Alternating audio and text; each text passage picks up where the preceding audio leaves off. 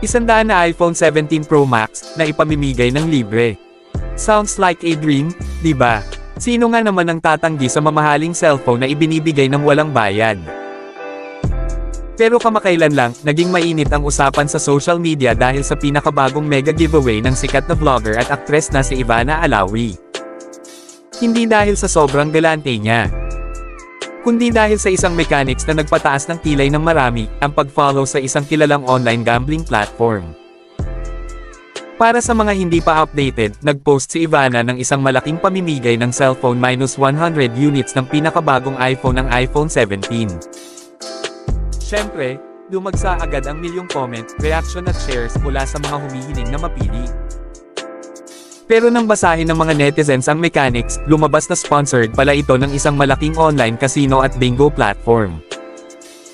Para makasali, kailangan mong i-like, i-follow, at bisitahin ang social media pages ng nasabing sogalan. Dito na pumasok ang matinding kritisismo. Ang tanong ng marami, giveaway pa rin ba ito ng bukal sa puso? O isang malaking promotional campaign lang para mahok ang publiko sa online gambling? Ihiwalay muna natin si Ivana sa usapan at tingnan natin ang mas malaking larawan. Sa nakalipas na 2 taon, naging napakadali na para sa ordinaryong Pilipino ang magsugal. Sa pamamagitan lang ng GCash, Maya, at iba pang e-wallet sa iyong telepono, isang click mo lang, nakataya ka na. At paano ito mas napapadali? Sa tulong ng mga celebrity endorsers. Kapag ang isang katulad ni Ivana Alawi na may milyon-milyong supporters, kabilang na ang mga kabataan at nanay sa bahay ang nag-promote ng ganitong platform, nawawala ang stigma ng sugal. Nagiging mukha itong normal at masayang laro lang. Pero ang realidad, maraming pamilya ang nasasira at nalulubog sa utang dahil sa adiksayon sa online casino. Ang ikinagagalit ng karamihan sa netizens ay ang konsepto ng tinatawag na fake philanthropy, o panggagamit sa kawang-gawa bilang marketing tactic. Nasanay ang publiko na si Ivana ay namimigay ng tulong mula sa sarili niyang bulsa, mga prank na nagiging reward sa mga driver, tindero, at mahihirap. Kaya nang makita ng tao na ang 100 iPhones ay may kapalit palang pagpromosyon sa sogalan, marami ang nadismaya. Hindi na ito simpleng regalo. Ito ay isang business transaction. Ginagawang bait o pay ng mamahaling cellphone para makakuha ang kumpanya ng libo-libong bagong prospective players na pwedeng malulong sa hinaharap.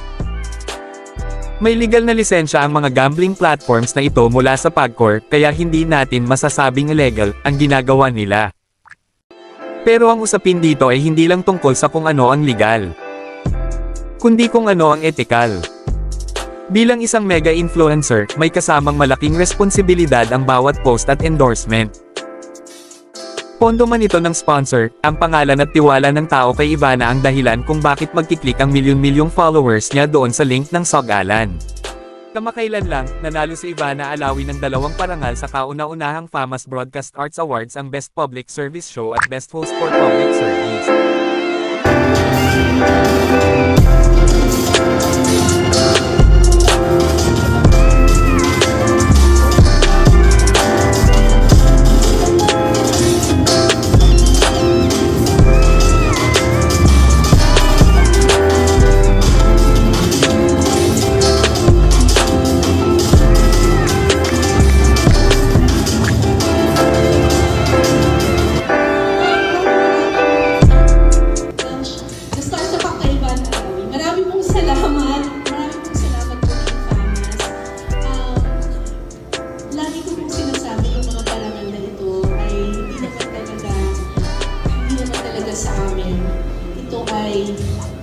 Bunga ng paghihirap ng aming crew, ng aming staff, at po ng mga cameraman, production crew, Ilang netizens pa nga ang nagkomento sa ex ng kanilang saloobin. I have nothing against Ivana but Cara David versus Ivana Alawi for Best Public Service. Public Service. No wonder hindi umuunlad ang Pinas, criteria pa lang. Excuse me, I beg your biggest pardon, Cara David and Ivana Alawi tied with each other. Well, to be fair, mas deserve ni MS. Cara David, bro, ano bang ginawa ni Ivana? Do you think na yung vlog niya is public service na yon? As a former student journalist, nakakahiya ito. What? Other nominees are Jessica Soho and Vicky Morales. Entitled as winners are Cara David and Ivana Alawi. Saan universe magka-level yung Cara David at Ivana Alawi? At dito nagkaroon ng malaking paradox o contradiction sa mata ng netizens.